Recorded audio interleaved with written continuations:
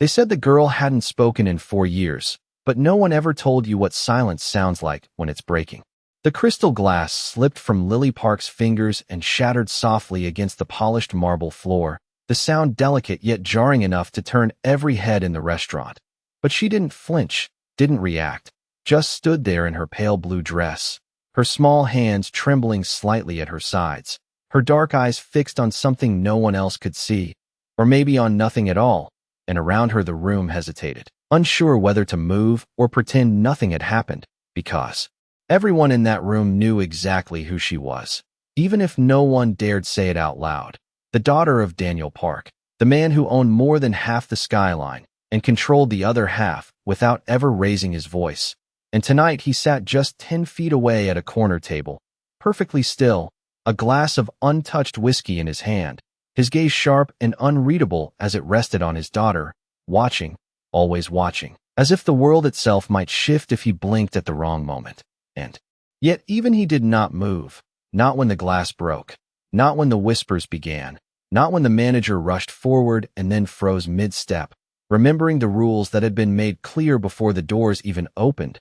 No sudden movements, no unnecessary contact, and above all, no one approaches the girl unless instructed, because Lily Park was not just a child, she was a question no doctor could answer, a silence no amount of money could fix, a presence that made even grown men lower their voices without knowing why.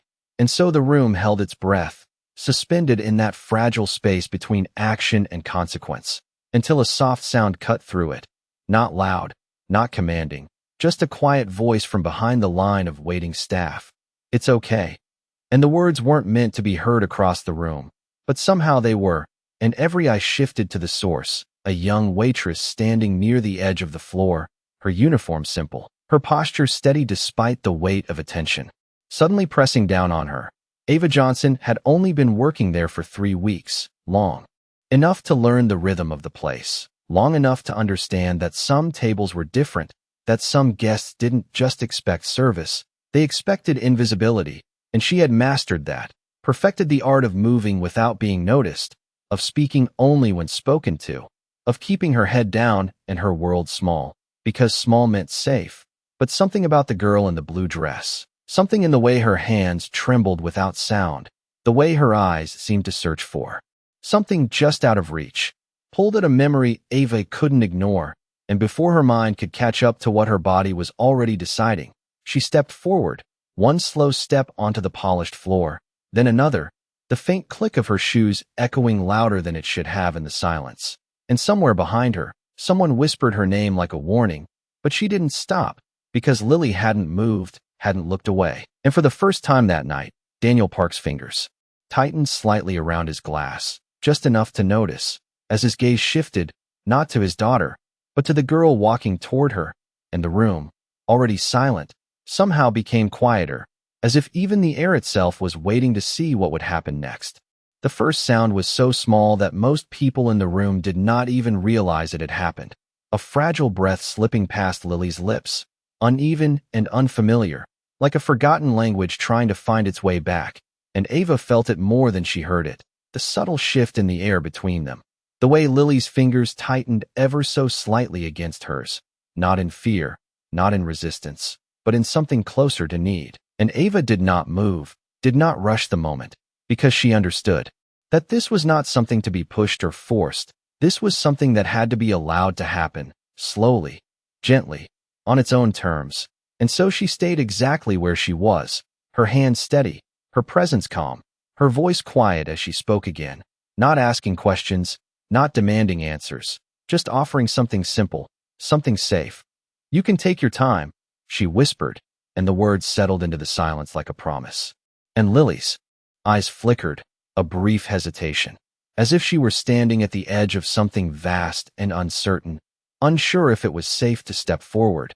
And across the room Daniel Park felt something tighten in his chest, something unfamiliar and unwelcome, because he had seen every specialist, heard every explanation, endured every polite apology that came with no answers, and yet nothing had ever looked like this. Nothing had ever come this close, and still he did not move, did not speak, because something deeper than control was holding him in place now, something that felt dangerously close to hope.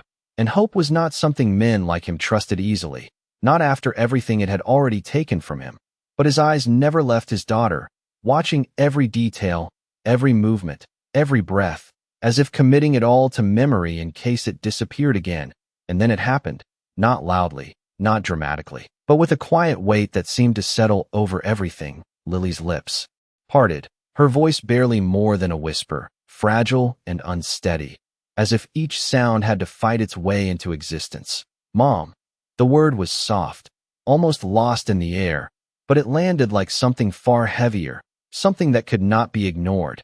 And Ava felt her own breath catch, not because she was surprised, but because she understood what that word meant, not just the sound of it, but the memory behind it, the absence it carried. And she did not react with excitement, did not draw attention to it, because this moment was not about being witnessed, it was about being held. And so she simply nodded slightly, her voice just as soft as before. She must have loved you very much. And Lily's eyes filled, not with panic, not with confusion, but with something deeper, something human and aching.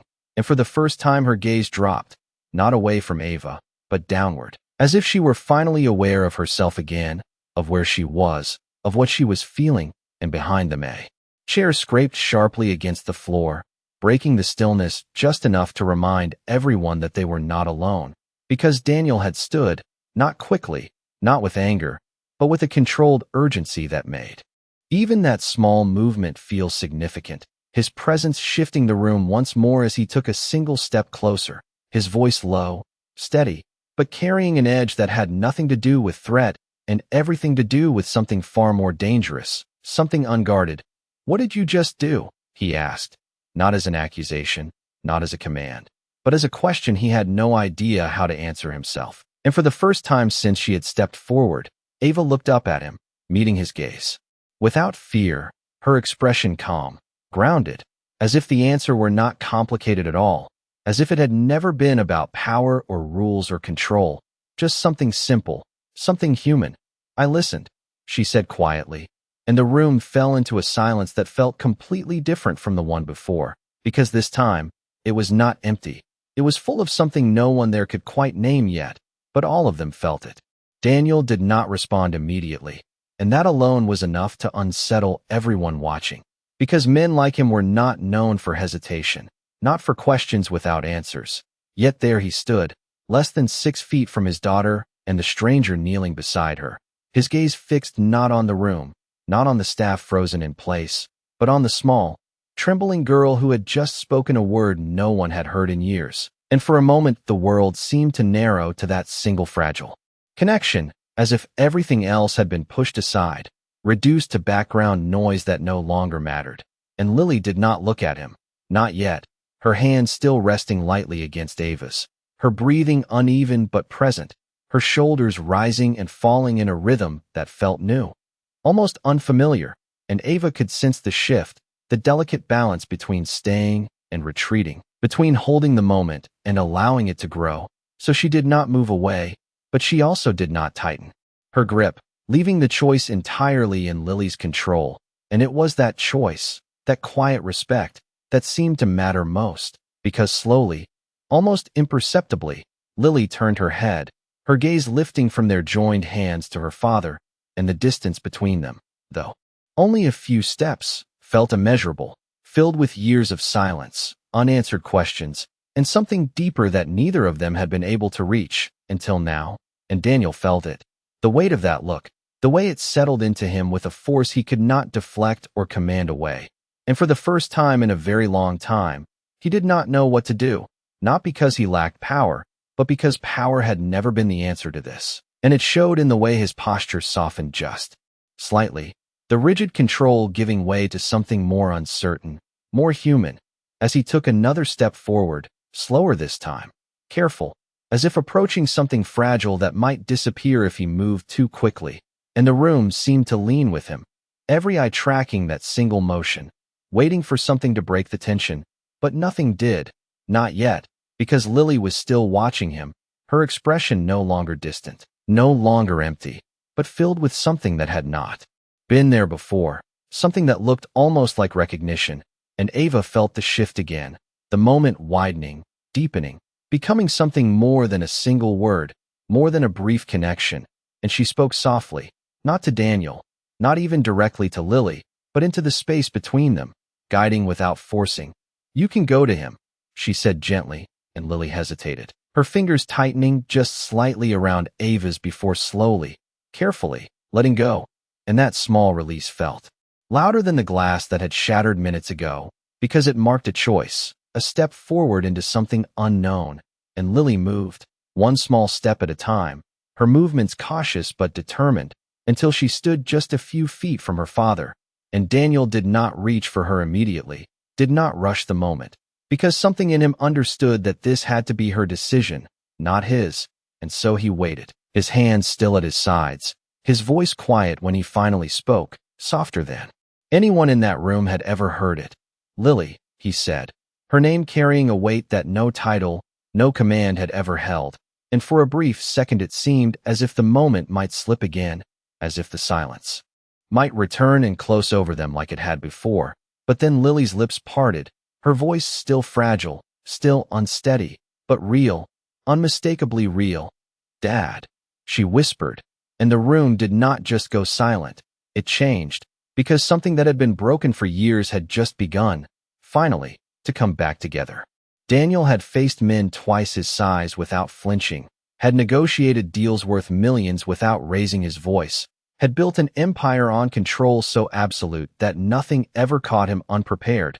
And yet in that moment, standing just a few feet from his daughter, he felt something slip beyond his grasp, something no strategy could contain, because the sound of her voice, fragile and uncertain as it was, did not just reach his ears, it broke through something much deeper, something he had buried beneath years of silence and unanswered questions.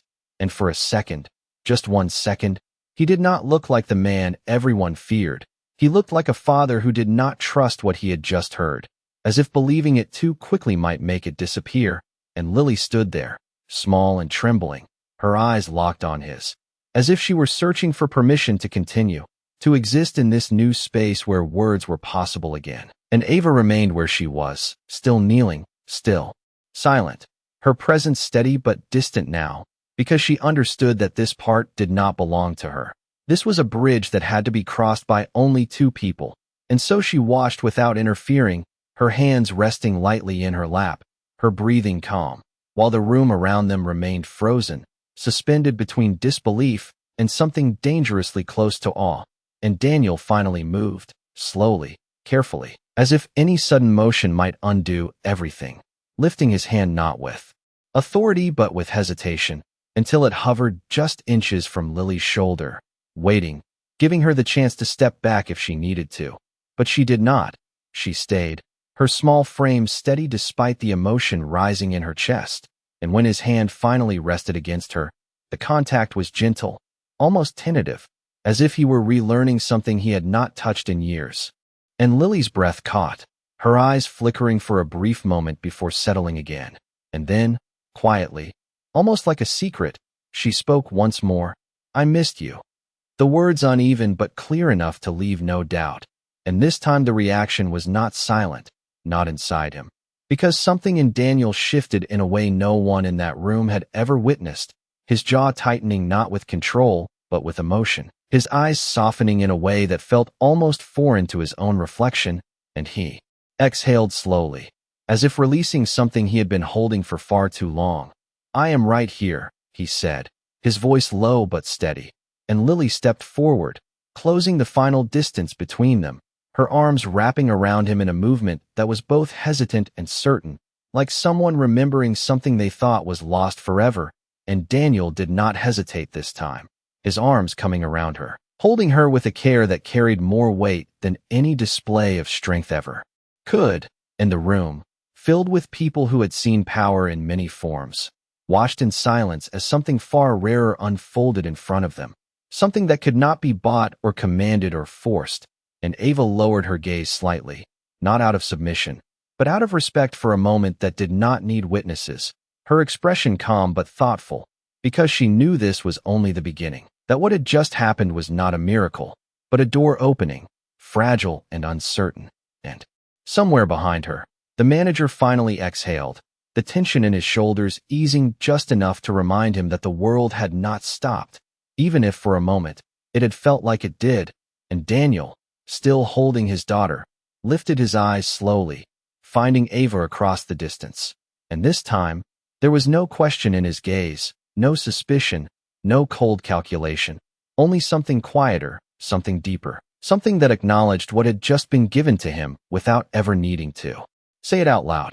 For a long moment, Daniel did not let go, not because he was holding on too tightly, but because he was afraid that if he did, the reality of what had just happened might slip through his fingers the way everything else had before. And Lily did not pull away either, her small hands gripping the back of his jacket with a quiet urgency that spoke louder than anything she had said, as if she were anchoring herself to something she had almost forgotten how to reach. And the rhythm of her breathing slowly began to steady, matching his, creating a fragile kind of balance that filled the space between them. And around them the world began to return in cautious fragments, the faint clink of silverware, the low murmur of voices that did not quite dare to rise above a whisper, the subtle shifting of staff who were no longer frozen but still unsure how to move forward, as if they were witnessing something sacred that should not be interrupted. And Ava remained where she was for a few seconds longer before carefully rising to her feet, her movements quiet and unintrusive, her gaze lowered not in submission but in respect for a moment that did not belong to her anymore. And she took a small step back, then another, returning to the edge of the room where she had started, blending once again into the background she knew so well. But something had changed, not in the way others looked at her, but in the way the air seemed to acknowledge her presence, as if the space itself remembered what she had just done. And Daniel noticed, even as he slowly loosened his hold on Lily, his hand remaining on her shoulder as she stepped back just enough to look up at him again, her expression still fragile but no longer empty. And he followed her gaze when it shifted, just slightly, back toward Ava. And in that small movement there was no confusion, no fear, only a quiet certainty that had not been there before. And Daniel understood it immediately, not through logic, not through analysis, but through something far more instinctive. And he turned his head fully this time, his eyes finding Ava across the room, holding her there with a steady, unspoken weight. And the room felt it again, that subtle shift that came whenever his attention settled on something. Except this time there was no tension in it, no threat, only focus. And he took a step forward, guiding Lily gently beside him, not forcing her, just allowing her to follow if she chose to. And she did, her hand lightly grasping the fabric of his sleeve as they moved together, closing the distance that had once seemed so large, until they stood just a few feet away from Ava. And for a brief second no one spoke, not because there was nothing to say, but because the moment itself carried more meaning than words could easily hold. And then Daniel finally broke the silence, his voice low, controlled, but undeniably different from before, stripped of its usual edge, softened by something he had not allowed himself to show in years. "What is your name?" he asked, and Ava lifted her gaze to meet his, calm and steady. Without hesitation, "Ava Johnson," she replied, her voice clear but quiet. And Daniel nodded once, as if committing it to memory, as if it mattered in a way that names rarely did in his world. And then his eyes shifted briefly to Lily, who was still holding on to him, still watching Ava with that same quiet intensity. And when he spoke again, there was no command in it, no demand, only a statement that felt as much like a realization as it did a decision. "She trusts you," he said, and Ava did not smile, did not react with surprise, because she already knew, not as a fact, but as something she had felt from the moment Lily's hand had reached for hers. And she answered simply, she needed someone to listen. And the room fell into another silence.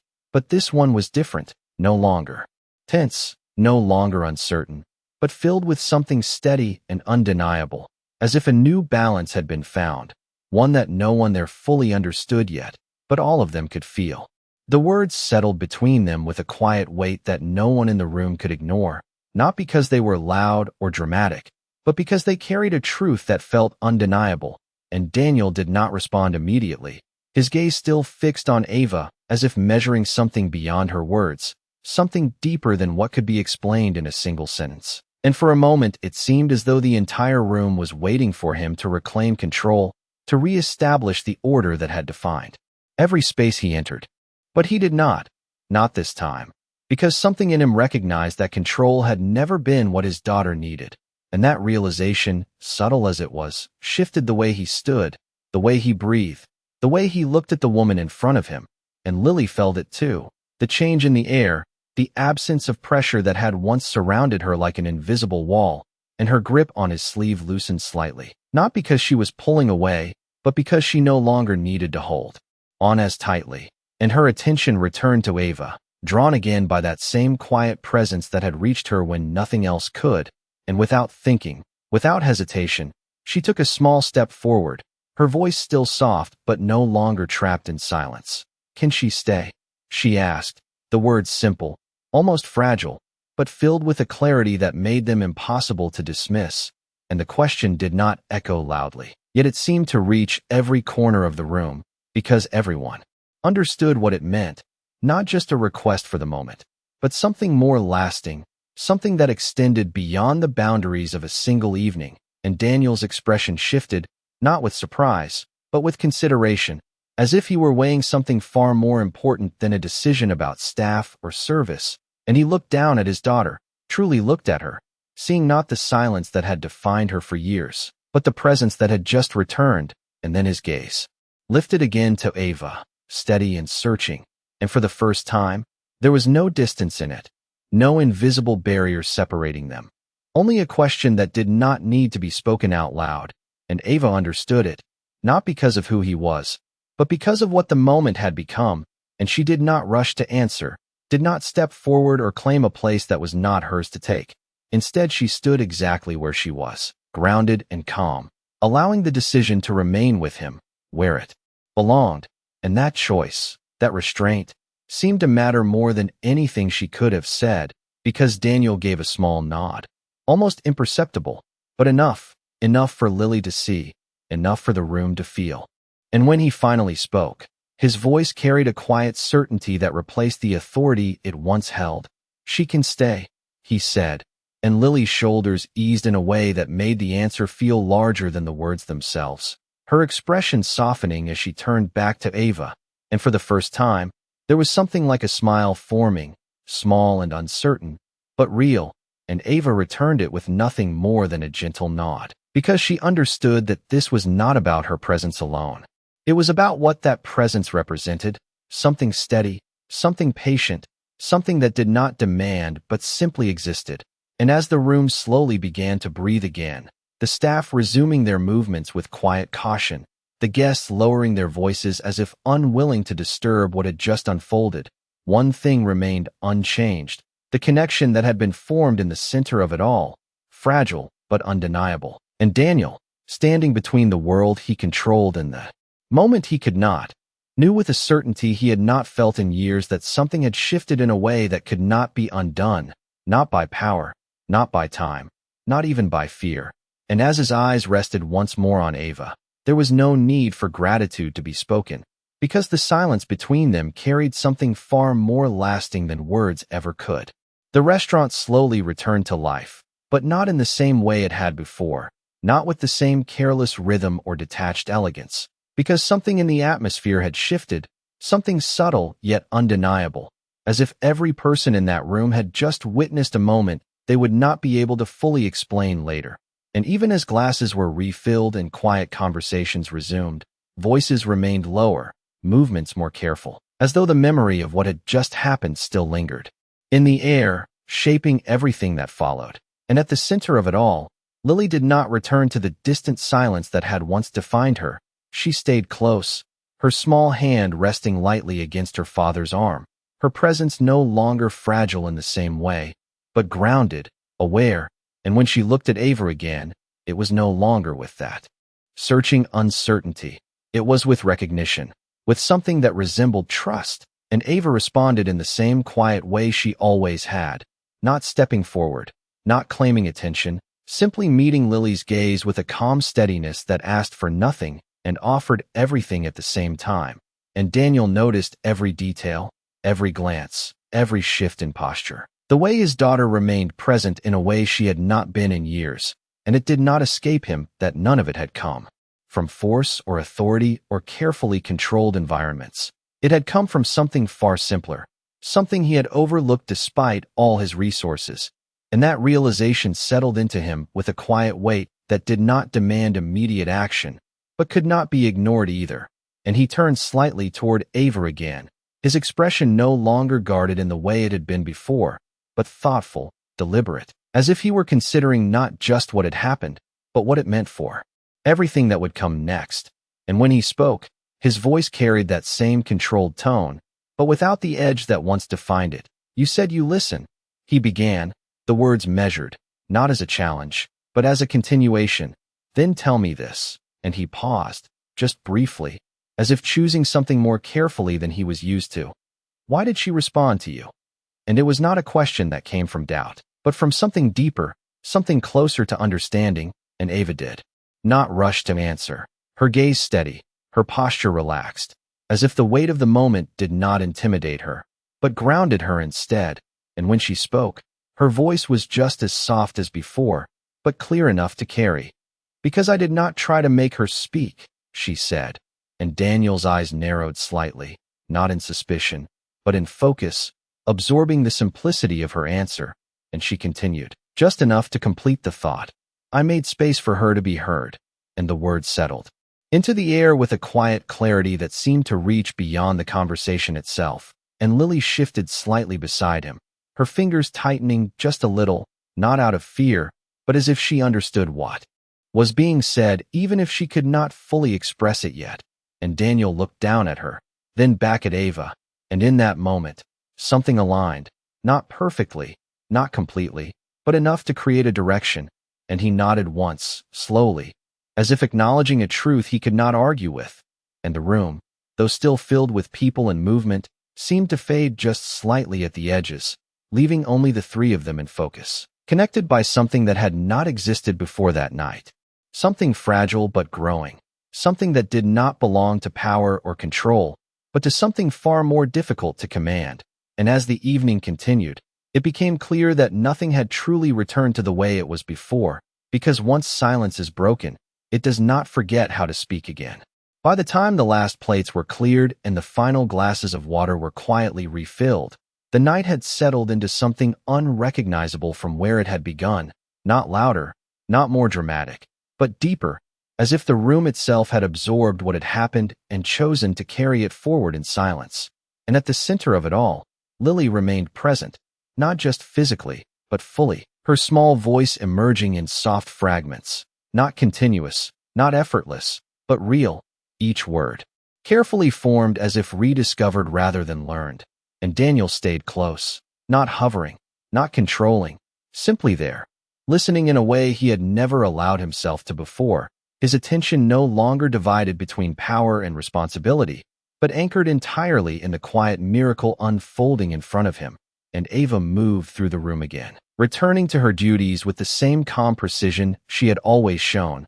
But now every step she took seemed to carry a different kind of awareness, as if the space recognized her in a way it had not before. And yet she did not seek acknowledgement, did not linger where she was no longer needed, because she understood that what had begun between Lily and her father belonged to them alone, and that her role had never been to take part in it, only to open the door. And Daniel understood that too, more clearly with each passing moment. Because every time Lily spoke, every time her voice returned in small, hesitant pieces, he felt the truth of Ava's words settle deeper into him, not as something to admire, but as something to learn from, something that could not be forced, only allowed. And as the evening drew closer to its end, he made a decision that did not come from impulse or obligation, but from that same quiet certainty that had guided everything since the moment his daughter had spoken. And when Ava approached their table one last time, not out of intention but routine, ready to clear what remained, Daniel stopped her with nothing more than a slight lift of his hand, not a command, not a signal of authority, but a request for her attention. And she paused, meeting his gaze without hesitation, her posture steady, her expression unchanged. And for a brief second, the room seemed to narrow again, not with tension, but with focus. as if recognizing the importance of what was about to be said, and Daniel spoke. His voice low, controlled, but carrying a depth that had not been there before. "This does not end tonight," he said. The words simple, but filled with meaning that reached far beyond the moment. And Ava did not respond immediately, not out of uncertainty, but because she understood the weight behind what he was offering. Not a position, not a favor, but a continuation of something that had already begun. And she glanced briefly at Lily, who was watching her again, that same quiet trust in her eyes, and then back at Daniel. And she nodded once, not as agreement to him, but as acknowledgement of what mattered most. And Daniel returned the gesture just as simply, as if anything more would have diminished it. And when Ava stepped back, returning to the rhythm of the room, it was clear that something had shifted permanently, not just for the three of them, but for everything that would follow. Because power had met something it could not control, and instead of breaking it, it had learned to listen.